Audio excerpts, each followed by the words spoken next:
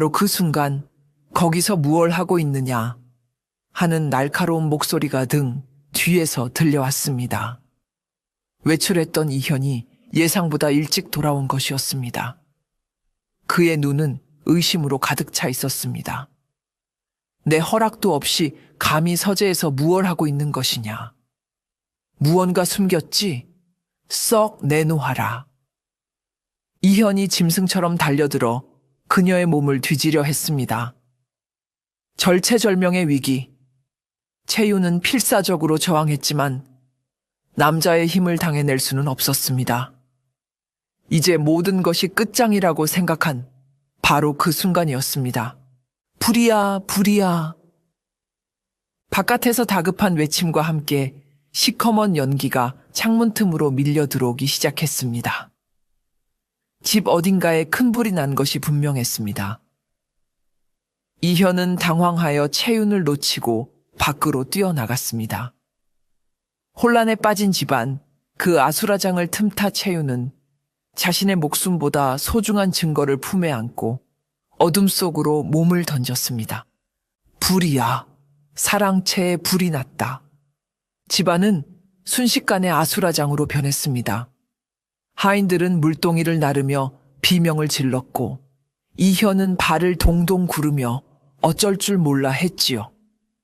그 틈을 이용해 채유는 연기에 몸을 숨긴 채 담벼락으로 향했습니다. 그녀의 심장은 미친 듯이 뛰고 있었습니다. 이현에게 발각될 뻔한 위기, 그리고 갑작스러운 화재. 모든 것이 혼란스러웠지만 지금은 이곳을 빠져나가는 것이 우선이었습니다. 그녀가 담벼락 근처에 다다랐을 때 어둠 속에서 그림자 하나가 휙 나타나 그녀의 팔을 잡아 끌었습니다. 채윤이 비명을 지르기도 전에 익숙한 목소리가 들려왔습니다. 나다. 어서 이쪽으로. 권도훈이었습니다. 그는 채윤을 이끌고 아무도 모르는 개구멍을 통해 집 밖으로 순식간에 빠져나왔습니다. 안전한 골목길에 이르러서야 채윤은 숨을 몰아쉬며 물었습니다. 대체 어떻게? 이 불은 혹시 당신이? 권도훈은 말없이 고개를 끄덕였습니다. 그대가 위험에 처한 것을 알았다. 시간을 벌어줄 방법은 이것밖에 없었소. 그의 얼굴은 영리 그을음으로 얼룩져 있었지만 그녀를 바라보는 눈빛만은 그 어느 때보다 진중하고 깊었습니다. 채유는 그 순간 모든 것을 깨달았습니다. 그가 자신을 계속 지켜보고 있었다는 것, 그리고 결정적인 순간에 자신을 구하기 위해 목숨을 건 위험을 감수했다는 것을.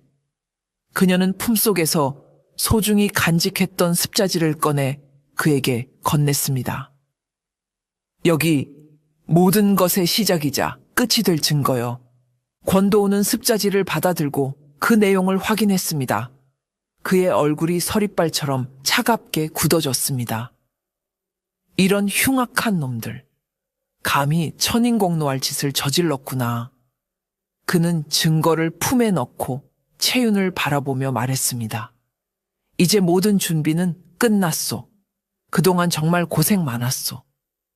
나머지는 이제 나에게 맡기시오. 하지만 채윤은 고개를 저었습니다. 아니요. 이 복수는 나의 것이오. 내 손으로 직접 끝을 맺어야겠소. 저들이 서로를 물어뜯으며 파멸하는 모습을 내 두 눈으로 똑똑히 지켜봐야겠단 말이오. 그녀의 눈빛은 흔들림이 없었습니다. 권도훈은 잠시 그녀를 바라보다가 이내 결심한 듯 고개를 끄덕였습니다. 그는 그녀의 의지를 꺾을 수 없음을, 그리고 꺾어서도 안 됨을 깨달았습니다. 이 복수는 그녀가 잃어버린 존엄을 되찾는 의식이기도 했으니까요. 좋소. 그렇다면 마지막 무대는 내가 마련해 드리지. 당신이 원하는 가장 통쾌한 방식으로. 이 사건을 계기로 채윤과 권도훈 사이에는 그 어떤 말로도 표현할 수 없는 깊은 신뢰가 형성되었습니다. 그들은 더 이상 서로의 정체를 의심하지 않았습니다. 같은 목표를 향해 목숨을 함께 건 동지이자 서로의 아픔을 이해하는 유일한 사람이 된 것입니다.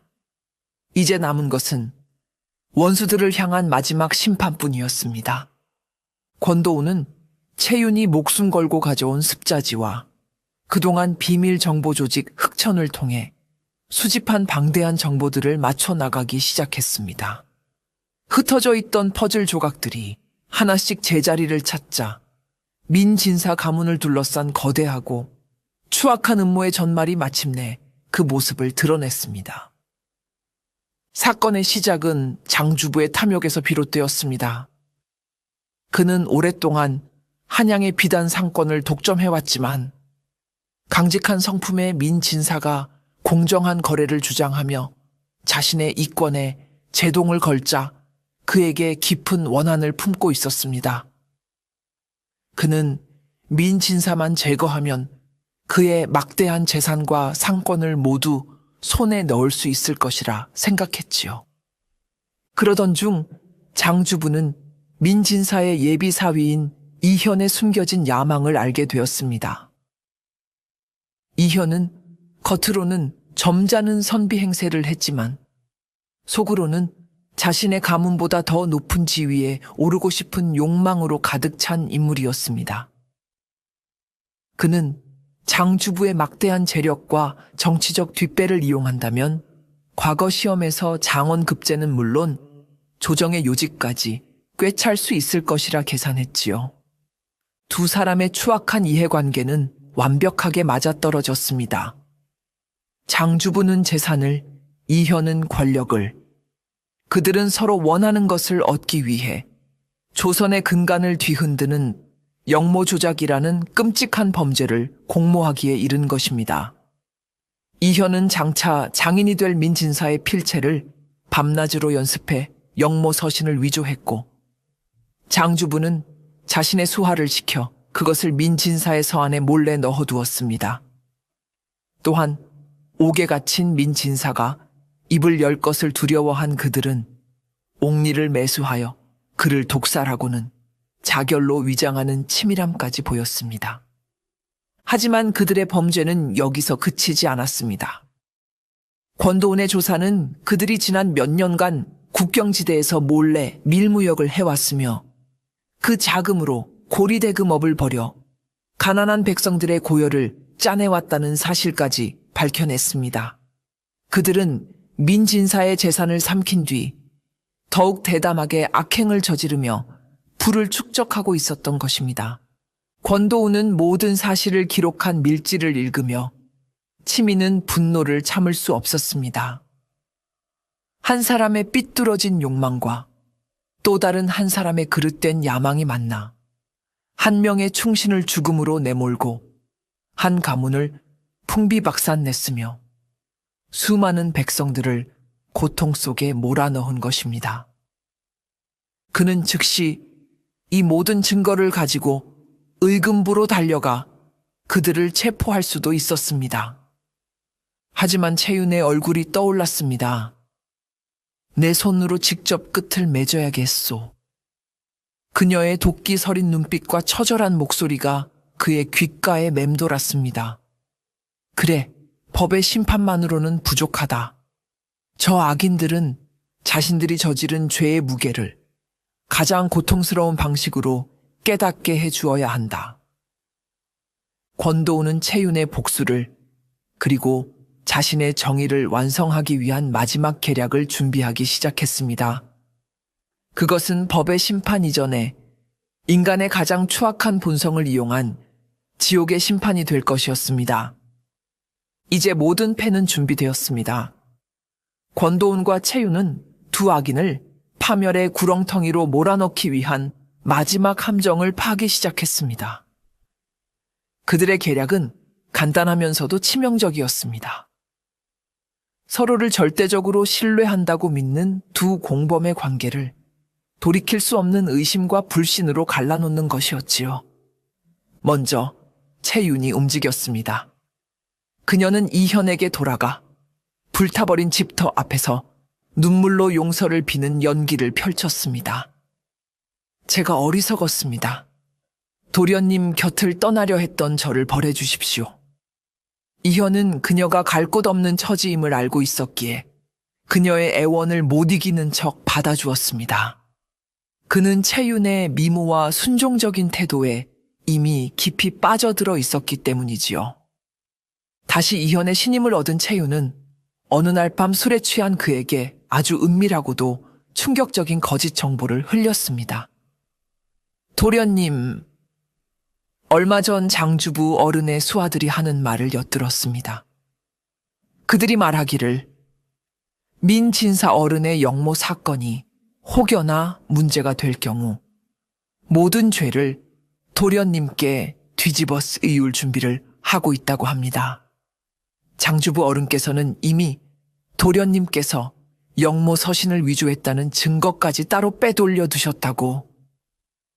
채윤의 목소리는 두려움에 떠는 듯 했지만 그 내용은 이현의 심장에 비수처럼 꽂혔습니다. 평소에도 장주부의 탐욕스러움을 경계하고 있던 터라 채윤의 말은 묘한 설득력을 가졌습니다. 의심의 씨앗은 한번 뿌려지면 무섭게 자라나는 법. 이현은 그날 이후 장주부를 의심의 눈초리로 바라보기 시작했습니다. 그와 동시에 권도운 역시 움직였습니다. 그는 행상으로 위장해 장주부를 찾아갔습니다. 그리고는 아주 귀한 정보를 주는 척 능청스럽게 말을 꺼냈지요. 주부 어른, 요즘 관아의 움직임이 심상치 않습니다. 듣자 하니 젊고 야심 있는 이현 도령이 더 높은 자리에 오르기 위해 주부 어른과의 밀무역 장부를 관아에 넘기고 공을 세우려 한다는 소문이 파다합니다. 꼬리 자르기를 당하시기 전에 대비를 하셔야 할 겁니다. 장주부는 겉으로는 말도 안 되는 소리 라며 일축했지만 그의 속은 까맣게 타들어가기 시작했습니다. 이현의 야망이 얼마나 큰지 익히 알고 있었기에 충분히 가능성 있는 이야기였습니다. 그 어린 놈이 감히 나를 배신해? 장주부 역시 이현을 믿지 못하게 되었습니다. 이렇게 채윤과 권도우는 서로 다른 곳에서 같은 목적을 향해 교묘하게 이간질의 불씨를 던졌습니다. 철옹성 같던 두 악인의 동맹은 작은 의심의 균열로부터 서서히 무너져 내리기 시작했습니다. 그들은 서로가 서로의 약점을 쥐고 있다는 사실을 너무나도 잘 알고 있었기에 의심은 곧 공포로, 공포는 배신에 대한 확신으로 변해갔습니다. 이제 남은 것은 그들이 서로를 물어뜯으며 자멸할 파멸의 연회장을 마련하는 것뿐이었습니다. 서로에 대한 불신이 극에 달한 장주부와 이현은 결국 서로의 속내를 떠보고 약점을 잡기 위해 한적한 기루의 밀실에서 만나기로 했습니다. 두 사람 모두 자신의 패를 숨긴 채 겉으로는 웃고 있었지만 눈빛에는 날카로운 칼날이 서려 있었지요. 주부 어른, 요즘 건강은 어떠십니까? 허허, 이 도련이야말로 곧 있을 과거 준비에 여념이 없으시겠구먼. 의미 없는 대화가 오가는 동안 팽팽한 긴장감이 밀실을 가득 채웠습니다. 마침내 참지 못한 이현이 먼저 본론을 꺼냈습니다. 듣자 하니 주부 어른께서 저 몰래 무언가 딴 생각을 하고 계시다는 소문이 들려오더이다. 장주부 역시 지지 않고 맞받아쳤습니다. 오히려 그 말은 내가 하고 싶군. 자네야말로 내 뒤통수를 치고 공을 세우려 한다는 말이 있던데 사실인가? 두 사람의 목소리가 높아지고 서로를 향한 비난과 욕설이 오가기 시작했습니다.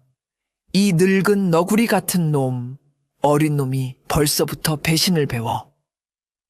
그들은 서로가 숨겨둔 밀무역 장부와 영모 조작의 증거를 내놓으라며 멱살잡이를 시작했습니다.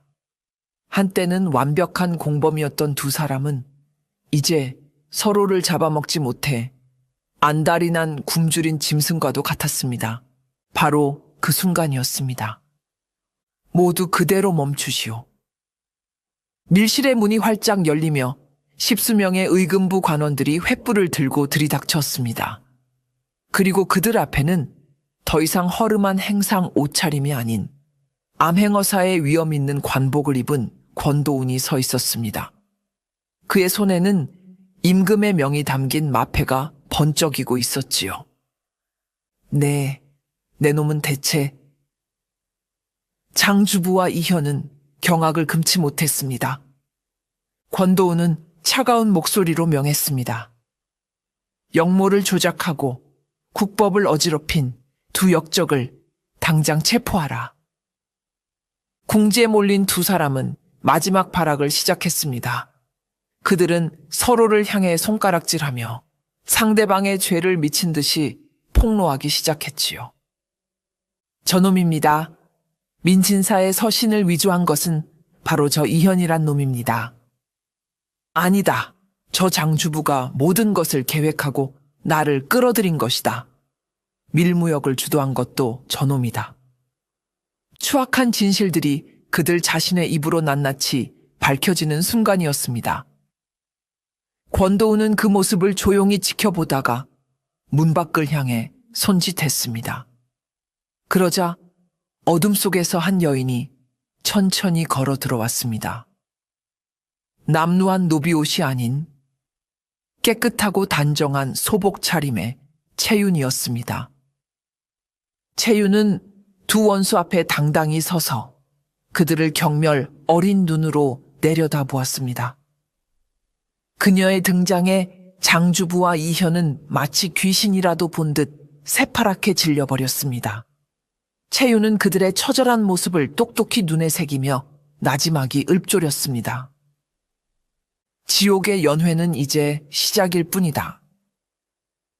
그녀의 목소리는 얼음장처럼 차가웠고 그 말은 두 악인에게 사형 선고나 다름없었습니다. 그렇게 채윤의 길고 처절했던 복수는 가장 통쾌하고 완벽한 형태로 그 막을 내리고 있었습니다. 며칠 후 의금부 국문장은 수많은 사람들로 인산인해를 이루었습니다. 한양을 떠들썩하게 했던 민진사 역모 사건의 진실이 밝혀지는 날이었기 때문입니다.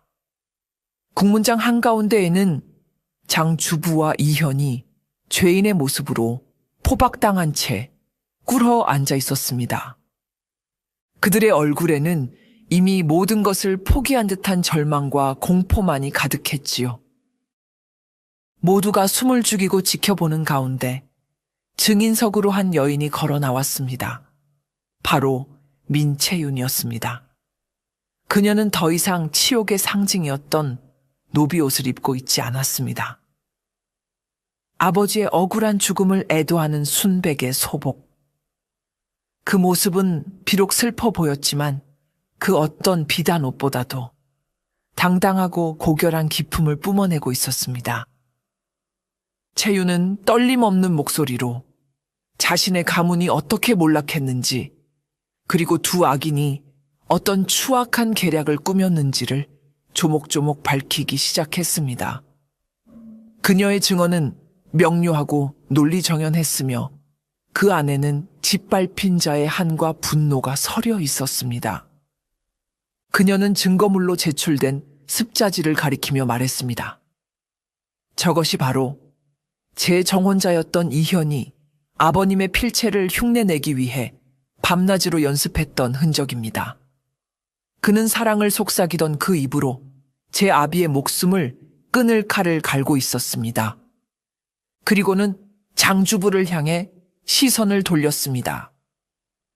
저자는 제 아비의 재산을 탐하여 역모라는 끔찍한 누명을 씌우고 그것도 모자라 저를 노비로 끌고 가 온갖 치욕을 안겨주었습니다. 채윤은 마지막으로 무릎 꿇고 있는 두 원수를 똑바로 내려다보며 피를 토하는 심정으로 외쳤습니다. 잘 보아라. 너희들이 짓밟았던 것은 비단 한 가문이 아니었다. 너희는 한 충신의 목숨과 그 가족의 인생을 짓밟았고, 나아가 이 나라의 법도와 인간이 지켜야 할 최소한의 도리마저 짓밟았다. 하늘이 너희를 용서한다 해도 나는 결코 너희를 용서치 않을 것이다. 그녀의 외침은 국문장 전체에 서리발처럼 울려 퍼졌습니다. 그녀의 한 맺힌 목소리에 지켜보던 사람들 모두가 함께 분노하고 눈물 흘렸습니다. 장주부와 이현은 고개조차 들지 못한 채 바닥에 머리를 박고 부들부들 떨 뿐이었습니다. 그날 채유는 더 이상 영모죄인의 딸이 아니었습니다. 그녀는 불의에 맞서 싸워 더럽혀진 아버지의 명예와 자신의 존엄을 되찾은 승리자였습니다.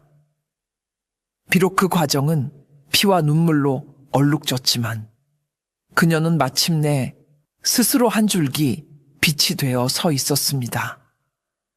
심판은 신속하고 단호하게 내려졌습니다. 영모를 조작하고 국법을 문랑케 한 죄, 무고한 사람을 죽음으로 몰고 간 죄, 백성의 고혈을 짜낸 죄. 장주부와 이현은 참수형이라는 가장 무거운 벌을 받게 되었고 그들의 재산은 모두 몰수되어 억울한 피해자들에게 나누어지게 되었습니다. 아버지 민진사의 영모죄는 마침내 무죄로 밝혀졌고 그의 명예는 다시 회복되었습니다.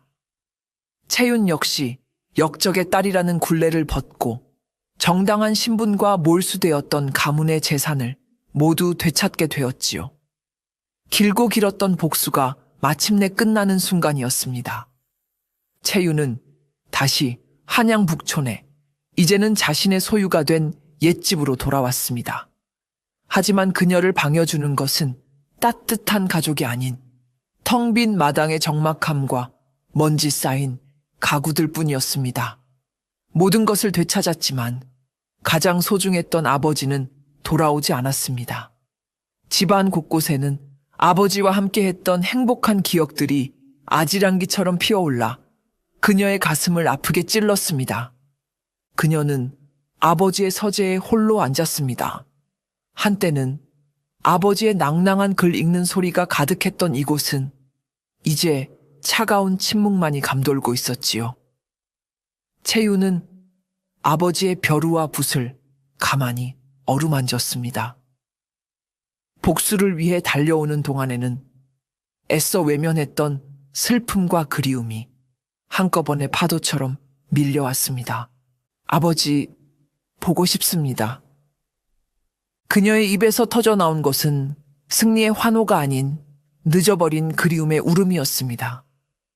그녀는 책상에 엎드려 어린아이가 된 것처럼 한참을 서럽게 울었습니다. 복수는 끝났지만 마음속에 깊이 파인 상처는 그대로 남아 그녀를 괴롭혔습니다. 원수들은 사라졌지만 이제 자신은 무엇을 위해 살아가야 하는가? 거대한 공허함이 그녀를 집어삼킬 듯 했습니다. 해가 저물고 텅 빈 집에 어둠이 내릴 무렵 월아가 조심스럽게 촛불을 들고 들어왔습니다. 아씨, 이제 그만 눈물을 거두십시오. 진사 어르신께서도 하늘에서 아씨가 행복하게 살아가시길 바랄 겁니다. 월아의 위로에 채유는 겨우 눈물을 그쳤습니다. 그래, 아직 내 곁에는 월아가 남아있다. 그리고 그녀의 머릿속에 한 사람의 얼굴이 떠올랐습니다. 묵묵히 자신의 복수를 돕고 위험에서 구해주었던 권도훈. 그는 지금 어디서 무얼 하고 있을까? 채유는 텅 빈 집에서 자신도 모르게 그의 안부를 궁금해하고 있었습니다. 복수의 끝은 또 다른 인연의 시작을 예고하고 있는지도 몰랐습니다. 며칠 뒤 채윤이 아버지의 묘를 돌보고 집으로 돌아오는 길이었습니다. 노을이 붉게 물든 길 위에서 익숙한 인형이 그녀를 기다리고 있었습니다. 암행어사의 관복이 아닌 단정한 선비의 옷차림을 한 권도훈이었지요. 그간 강령하셨소? 어색한 침묵 끝에 권도훈이 먼저 입을 열었습니다. 덕분에요. 나리께서도 평안하셨는지요? 채윤 역시 낯선 존칭을 쓰며 답했습니다. 복수를 위해 함께 목숨을 걸었던 동지였지만 모든 것이 끝난 지금 두 사람 사이에는 어색한 거리가 느껴졌습니다. 두 사람은 말없이 나란히 걸었습니다. 권도우는 한참을 망설이다가 어렵게 자신의 이야기를 꺼내기 시작했습니다. 사실 나 역시 그대와 같은 아픔을 겪었소. 그의 고백은 충격적이었습니다. 그의 아버지 역시 강직한 성품의 관리였으나 부패한 세력의 모함을 받아 영모죄로 억울하게 목숨을 잃었다는 것이었습니다. 그는 가까스로 살아남아 신분을 숨긴 채 피나는 노력 끝에 의금부 도사가 되었고 아버지와 같은 억울한 희생을 막기 위해 평생을 바치기로 맹세했던 것입니다. 처음 그대를 보았을 때 꺾이지 않는 그대의 눈빛에서 나의 과거를 보았소. 그래서 외면할 수가 없었지. 그대의 복수를 돕는 것은 어쩌면 나 자신의 상처를 치유하는 과정이었는지도 모르오. 그의 고백에 채유는 비로소 그가 자신에게 보여주었던 깊은 연민과 신뢰의 이유를 깨달았습니다. 그는 그저 조력자가 아니라 자신의 아픔을 누구보다 깊이 이해해주는 영혼의 동반자였던 것입니다. 그녀의 마음을 짓누르고 있던 거대한 공허함의 한 구석이 그의 따뜻한 이해로 채워지는 듯한 느낌이었습니다. 어느덧 두 사람은 채윤의 집 대문 앞에 이르렀습니다. 권도우는 걸음을 멈추고 채윤을 향해 진중한 눈빛으로 돌아섰습니다. 채윤아 씨, 이제 복수는 끝났소. 과거의 그림자에서 벗어나 당신의 삶을 되찾을 때요. 아직은 힘들고 아프겠지만 그 길을 내가 함께 걷고 싶소. 그것은 너무나도 진심 어리고 담백한 고백이었습니다. 화려한 미사여구는 없었지만 같은 아픔을 겪은 사람만이 건넬 수 있는 깊은 울림이 있었습니다. 채유는 놀라 그를 바라보았습니다. 그녀의 마음속에서 복수의 재가 덮여있던 자리에 아주 작고 따뜻한 불씨 하나가 피어오르는 것을 느꼈습니다. 그것은 새로운 인연, 그리고 새로운 삶에 대한 희미한 기대감이었습니다. 권도운의 고백은 채윤의 마음에 큰 파문을 일으켰습니다. 사랑. 그것은 그녀에게 배신과 고통의 다른 이름이었습니다. 정혼자였던 이현에게 처참히 배신당한 기억은 깊은 상처로 남아 다시 누군가에게 마음을 여는 것을 두렵게 만들었지요. 하지만 권도우는 달랐습니다. 그는 달콤한 말로 환심을 사려 하지 않았습니다. 대신 묵묵히 그녀의 곁을 지켜주었습니다. 그는 매일같이 채윤을 찾아와 텅 빈 집의 굳은 일을 돕고 말없이 그녀의 이야기에 귀 기울여 주었습니다. 그녀가 아버지의 무덤 앞에서 눈물 흘릴 때면 아무 말 없이 어깨를 빌려주었고, 그녀가 악몽에 시달리는 밤이면 밤새도록 대문 밖을 지키며 그녀가 편히 잠들기를 기원했습니다. 그의 진심 어린 모습에 채윤의 얼어붙었던 마음은 봄눈 녹듯 서서히 녹아내리기 시작했습니다. 그녀는 권도운과 함께 있을 때 복수의 그림자에서 벗어나 온전한 자기 자신으로 있을 수 있다는 것을 깨달았습니다. 두 사람은 함께 저잣거리를 거닐며 소박한 음식을 나누어 먹기도 하고 시냇가에 앉아 시를 논하기도 했습니다. 그러면서 서로의 아픔을 보듬고 새로운 꿈에 대해 이야기하기 시작했지요. 어느 날 두 사람이 나란히 앉아지는 노을을 바라보고 있을 때 채윤이 먼저 입을 열었습니다. 나리, 저는 아직 누군가를 다시 믿고 사랑하는 것이 두렵습니다. 제 마음에 남은 상처가 너무나 깊어서요. 권도우는 그녀의 손을 조심스럽게 잡았습니다. 그의 손은 무관의 손답게 거칠었지만 그 어떤 비단보다도 따뜻하고 든든하게 느껴졌습니다. 괜찮소. 서두를 필요 없소. 그대의 상처가 아물 때까지 얼마든지 기다려주겠소. 100년이라도 1000년이라도. 다만 이것 하나만은 알아주시오. 나의 이 마음은 결코 그대를 배신하지 않을 것이오. 그의 변치 않을 것 같은 굳건한 눈빛 앞에서 채유는 마침내 마음의 빗장을 풀기로 결심했습니다. 과거의 아픔에 갇혀 새로운 행복을 외면하는 것은 어쩌면 자기 자신에게 가장 잔인한 형벌일지도 모른다고 생각했지요. 그녀는 과거의 상처와 복수의 기억을 가슴 한쪽에 묻고 자신을 온전히 이해해주고 사랑해주는 이 남자의 손을 잡기로 했습니다. 기다리게 하지 않겠습니다. 채윤의 수줍은 대답에 권도훈의 얼굴에 환한 미소가 피어났습니다. 그것은 두 번째 사랑의 시작이자 두 개의 상처 입은 영혼이 서로를 통해 비로소 완전한 치유를 얻게 되는 순간이었습니다. 이제 그들의 앞에는 더 이상 복수의 길이 아닌 함께 만들어갈 새로운 삶의 길이 펼쳐져 있었습니다.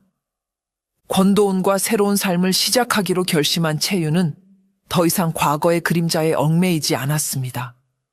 그녀는 아버지의 명예를 되찾은 것에 만족하지 않고 그의 유지를 잇기로 마음먹었지요. 아버지가 그러했듯 올곧은 정신으로 세상을 이롭게 하는 것. 그것이 진정으로 아버지를 기리는 길이라 생각했습니다.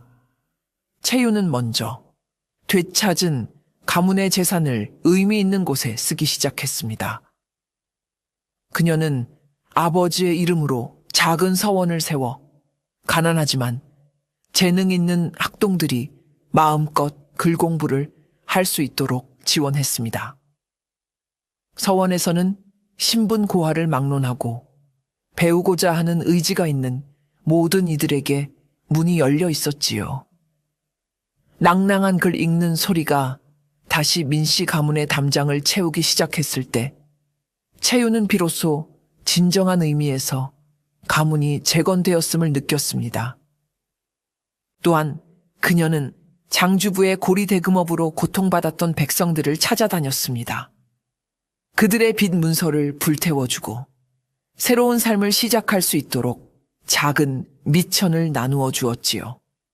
사람들은 그녀를 살아있는 보살이라 칭송하며 눈물로 감사했습니다.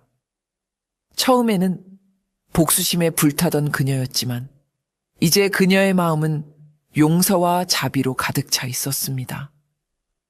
타인의 아픔을 보듬어주는 과정 속에서 그녀 자신의 깊은 상처 또한 서서히 치유되고 있었던 것입니다. 물론 그 모든 과정이 순탄하지만은 않았습니다. 일부 양반들은 노비 출신이었던 그녀를 멸시하며 손가락질했고 그녀의 선행을 위선이라 비난하기도 했습니다. 하지만 그때마다 권도훈이 그녀의 곁을 든든하게 지켜주었습니다. 그는 의금부 도사로서의 지위를 이용해 그녀를 음해하려는 세력들을 막아주었고 한 명의 사내로서 그녀의 지친 마음을 따뜻하게 위로해 주었지요. 신경 쓰지 마시오. 세상은 원래 빛나는 것을 시기하는 법이니까. 그대의 빛이 너무 밝아 어둠 속에 있는 자들이 눈을 제대로 뜨지 못하는 것뿐이요. 그의 믿음과 지지 속에서 채유는 더욱 강인해졌습니다. 그녀는 더 이상 복수심에 사로잡혀 있던 날카로운 아씨가 아니었습니다. 지옥 같은 고통을 이겨내고 자신의 아픔을 더 큰 사랑으로 승화시킨 지혜롭고 자비로운 여인으로 거듭난 것입니다. 그녀는 자신의 손으로 직접 잿더미가 되었던 가문을 더욱 의미 있고 고결한 방식으로 다시 일으켜 세우고 있었습니다. 세월이 흘러 민채윤의 이름은 한양 땅에서 새로운 의미로 기억되기 시작했습니다. 영모죄인의 딸 비운의 노비가 아니라 억압에 굴하지 않고 스스로의 힘으로 정의를 바로 세운 강인한 여성의 상징으로 말입니다. 그녀가 세운 서원에서는 훌륭한 인재들이 배출되어